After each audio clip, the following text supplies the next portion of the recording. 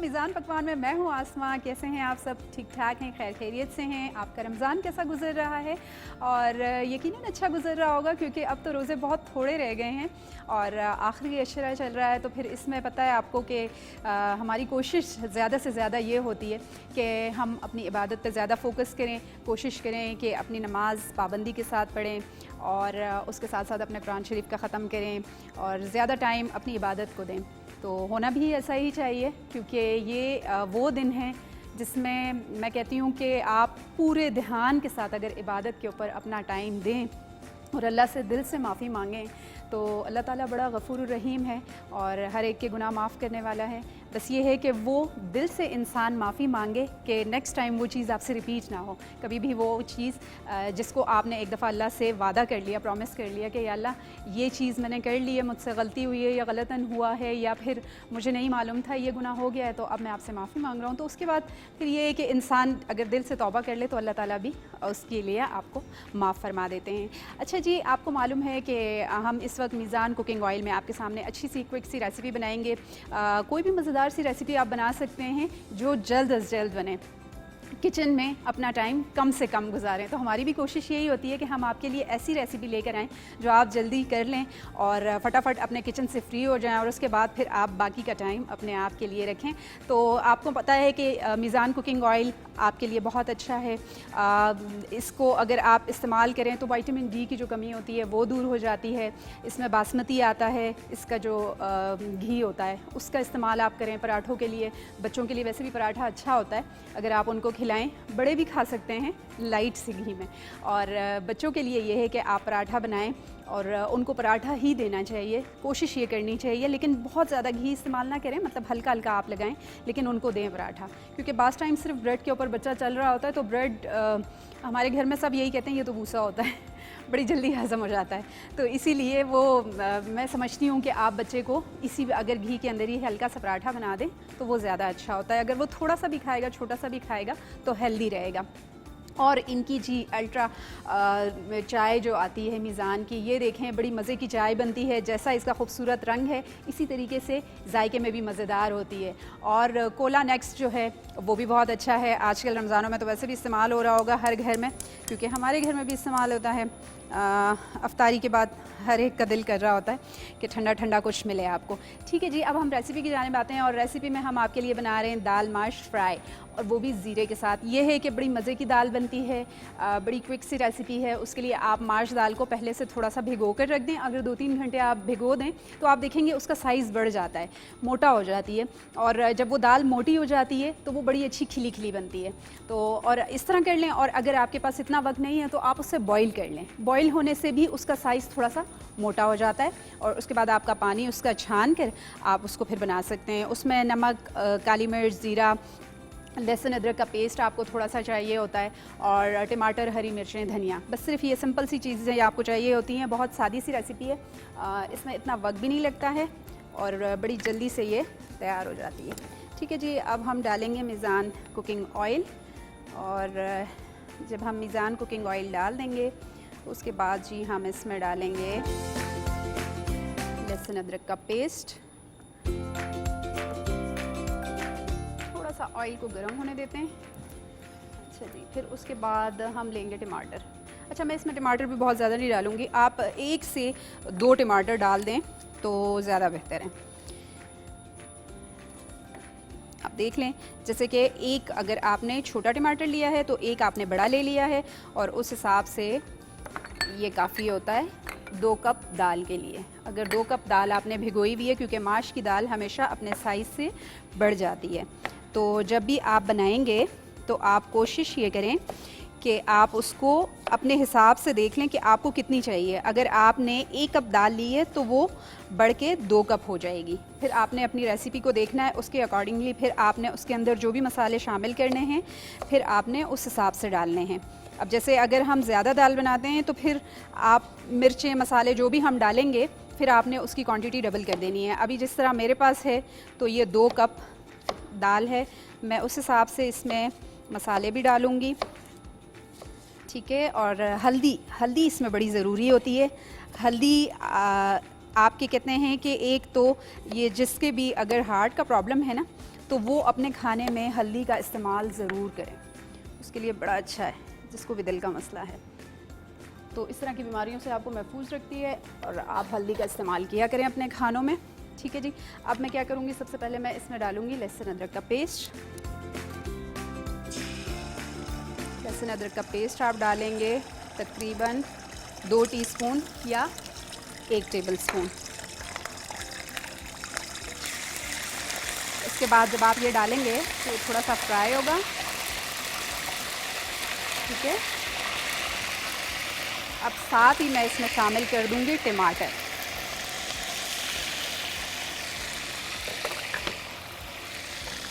ठीक है। अब टमाटर शामिल करने की वजह यह थी कि इसमें थोड़ा सा पानी था, एकदम छींटें आना शुरू हो गई तो वो काफ़ी ज़्यादा हो रही थी, इसीलिए मैंने साथ ही टमाटर शामिल कर दिए। और टमाटर से ये होगा कि टमाटर भी इसमें गलना शुरू हो जाएगा और साथ ही इसमें जो छींटें आ रही थी वो भी बंद हो जाएंगी। अच्छा, अब आपने इसमें डालनी है काली मिर्च। काली मिर्च तकरीबन 1 टीस्पून के बराबर आप इसमें काली मिर्च डालेंगे और नमक आपने हस्बे ज़रूरत डालना है, या तकरीबन 1 टीस्पून के बराबर इसमें नमक आ जाएगा। इसके साथ जी इसमें आ जाएगी हल्दी। हल्दी आप 1 टीस्पून से थोड़ी सी ज़्यादा डालेंगे। अब साथ में आ जाएगा जी लाल पिसी हुई मिर्च। लाल पिसी हुई मिर्च तकरीबन हाफ़ टी स्पून वो डलेगा। और अब इसको थोड़ी देर के लिए आप रख देंगे ऐसे कि टमाटर इसमें हल्का सा गलना शुरू हो जाए। अब टमाटर हल्का सा जैसे ही गलेगा तो फिर हम इसमें दाल शामिल कर देंगे। आपने साथ ही थोड़ा सा ज़ीरा शामिल कर देना है, तकरीबन 1 टीस्पून के बराबर आपने ज़ीरा शामिल करना है। ज़ीरे से टेस्ट बड़ा अच्छा आता है और मज़े का लगता है। ज़ीरे का एक अपना अच्छा सा जायका होता है जो आपको हर खाने में मिल रहा होता है। आप चावल में शामिल कर दें, आप किसी दाल में डाल दें, आप सब्ज़ी में डाल दें, तो आपके मुंह में वो जो छोटे छोटे ज़ीरे के एक दाने आ रहे होते हैं वो बड़ा मज़े का जायका आपको दे रहे होते हैं। और ज़ीरा भी आपके हाजमे के लिए बड़ा बेस्ट है। मैंने पहले भी शायद एक प्रोग्राम में ज़िक्र किया था कि अगर आप इसको अपने कावे में शामिल कर दें तो आपका हाजमा अच्छा हो जाता है, बड़ा अच्छा है।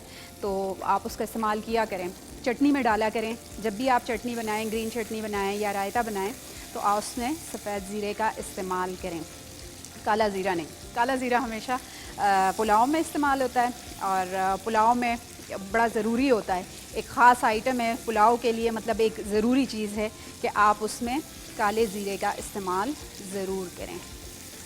ठीक है जी। अब ये देखें इसमें ये टमाटर गलना शुरू हो गया है और मैं क्या करूँगी जी, इसमें मैं अब शामिल कर दूँगी दाल। अच्छा जी, इसमें दाल आ गई और एंड में हम इसमें जो है डालेंगे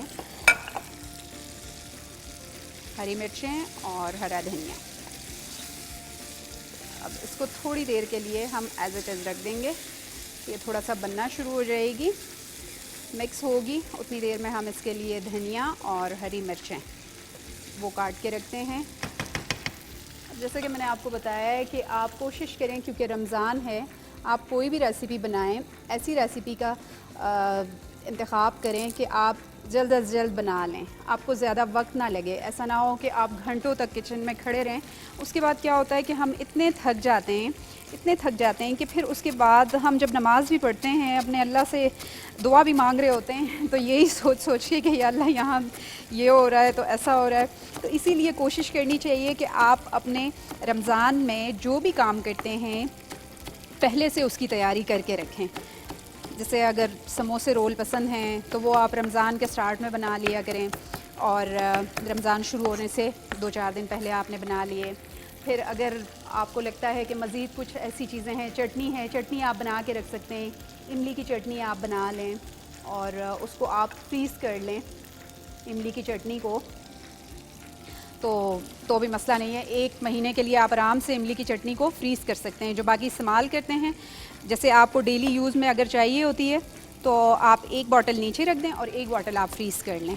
फिर जब आपको दूसरी वो ख़त्म हो जाती है नीचे, क्योंकि 15 डेज़ के लिए तो अगर आपने नॉर्मल फ्रिज में भी इमली की चटनी बना कर रखी हुई है तो भी ठीक है, वो चलेगी, ख़राब नहीं होगी, उसका टेस्ट भी फ्रेश रहेगा और अच्छी भी रहेगी।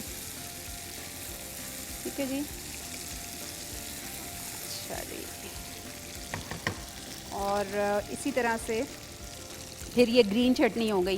ग्रीन चटनी जो हम अमूमन दही में इस्तेमाल करते हैं, रायता बनाते हैं, वो भी अगर तो आपको पहले से आप बनाकर उसे रख दें फ्रीज़र में तो भी बड़ी अच्छी है। और उसमें जिस वक्त आप बना रहे हो तो आप एक बड़ा सा लीमू लेके उसका जूस आप उसमें शामिल कर दें और फिर आप देखेंगे कि वो बिल्कुल फ्रेश ग्रीन रहेगी और उसका कलर बड़ा अच्छा रहेगा, खिला खिला जिस तरह चटनी का आ रहा होता है उसी तरह का कलर रहेगा। वो ख़राब नहीं होगी, जायके में भी वो ठीक रहेगी। तो फिर आप उसका इस तरीके से, ये जो छोटी छोटी चीज़ें होती हैं ये आपसे टाइम ज़्यादा ले रही होती हैं, तो अगर आप उसको पहले से रेडी करके रख दें तो आपके टाइम की काफ़ी बचत हो जाती है कि आपका टाइम ज़्यादा नहीं लगता इन चीज़ों के ऊपर, क्योंकि छोटी छोटी चीज़ें ही ज़्यादा वक्त आपसे लेती हैं। बाकी जो बेसिक चीज़ें हैं, जैसे कि अब खाना आ गया, कोई ना कोई एक डिश आपने बनानी है, तो मेरा नहीं ख्याल कि उसमें आपको डेली ज़्यादा वक्त लगेगा, वो बल्कि थोड़ा टाइम लेती है। कोई भी एक डिश जब आपने बनानी होती है, आप सुबह में ही डिसाइड कर लें कि आपने शाम के लिए खाने में ये बनाना है और बस फिर उसके साथ ही आप फटाफट अपना निकालें वही डिश, उसकी पहले से थोड़ा सा उसे प्रिपेयर कर लें और जिस वक्त आप किचन में जाएं तो बस जल्दी जल्दी बनाएं और बाहर आ जाएं। उससे आपके टाइम की काफ़ी बचत हो जाती है। इसी तरह आप खाने के दस्तरखान पे, अब जैसे आजकल मौसम अच्छा है तो मैं नहीं समझती हूँ कि आपको बहुत ज़्यादा ठंडे जूसेस और ये सब की ज़रूरत होती है, इन सब चीज़ों की ज़रूरत नहीं है। तो जो भी सॉफ्ट ड्रिंक आप साथ रखते हैं तो वो नॉर्मल सा रखें और कोशिश करें, अब जैसे तरबूज़ बड़ा मज़े का आ रहा है तो मैं तो अपने घर में वैसे ही शरबत हम लोग बहुत कम पीते हैं इस तरीके से। अगर बहुत गर्मी हो तो फिर हम उसका इस्तेमाल करते हैं, अदरवाइज़ तो हम लोग ये है कि बहुत कम शरबत लेते हैं क्योंकि चीनी की वजह से शायद हम उसे अवॉइड करते हैं क्योंकि शुगर बहुत ज़्यादा जाती है। तरबूज़ इतना मज़े का आ रहा है, आप ठंडा ठंडा तरबूज़ काट के रख लें, खरबूजा ले लें, इस तरह के मतलब फ्रूट्स ले लें तो वो आपके लिए काफ़ी है और सादा पानी आप साथ रख लें। तो मेरा नहीं ख्याल कि आपको किसी और जूस की ज़रूरत पड़ेगी। हाँ, अगर आप खाना खा रहे हैं और उसके लिए फिर ये है कि जैसे मैंने आपको बताया है, ये कोला नेक्स्ट जो है इसका इस्तेमाल आप कर सकते हैं, मीज़ान वालों की ये आप इस्तेमाल कर सकते हैं, ठंडी कर लें और रख लें और इसको आप अपने खाने के साथ ले सकते हैं। ठीक है जी, ये अच्छी सी मज़ेदार सी माश की दाल रेडी हो गई है। ठीक है जी, इसको हम निकालते हैं इस स्पून से, इससे थोड़ी खिली खिली बाहर आ जाएगी। इसके ऊपर मैंने थोड़ी सी अदरक काट के डालनी है, उससे क्या है कि एक तो खाने में बड़ी अच्छी लगती है, ये भी हाजमे के लिए बड़ी बेस्ट है। इस तरह की डिशेस का जब भी इंतखाब करते हैं तो आप इसके साथ लवाजमात ज़रूर रखा करें, जैसे कि आपने कोई ना कोई चटनी ज़रूर साथ बना के रखनी है, आपने नान बनाने हैं, चाहे घर में बनाएं या बाज़ार से मंगवाएं, लेकिन अगर घर के बने हुए नान हो तो ज़्यादा अच्छे हैं, ज़्यादा मज़े के लगते हैं, तो आप घर में बना लें। और इसके साथ आप सैलेड का ज़रूर सर्व करें क्योंकि सैलेड अच्छा लगता है इस तरह की डिशेस के साथ। जो भी आप इस तरह की कोई भी दाल बना रहे होंगे तो उसके साथ फिर आप सैलेड रखें, आप चटनी रखें, आप इसके साथ अच्छी मज़ेदार सी और भी कोई छोटी छोटी जैसे डिप्स बनते हैं वो अगर आप साथ रख लें। और रमज़ान है तो उस हवाले से आपने पोटैटो पॉप्स बना लिए, वो साथ रख लिए, तो ये आपकी एक डिश के साथ छोटी छोटी और तरह के लवाजमात आपने रख लिए तो वही काफ़ी हो जाता है और मज़े की भी लगती है। तो यकीनन आपको ये अच्छा लगा होगा। मीज़ान में हमने बड़ा मज़ेदार सा आपके सामने ये दाल बनाई है माश की, और आप भी इसी तरीके की दाल बनाइए, अपने घर में एंजॉय कीजिए और अपने घर वालों को भी एंजॉय करवाइए। इंशाल्लाह नेक्स्ट प्रोग्राम में फिर आपके लिए कोई अच्छी सी और क्विक सी रेसिपी लेकर आएंगे। तब तक के लिए हमें इजाज़त दीजिए। अल्लाह हाफ़िज़।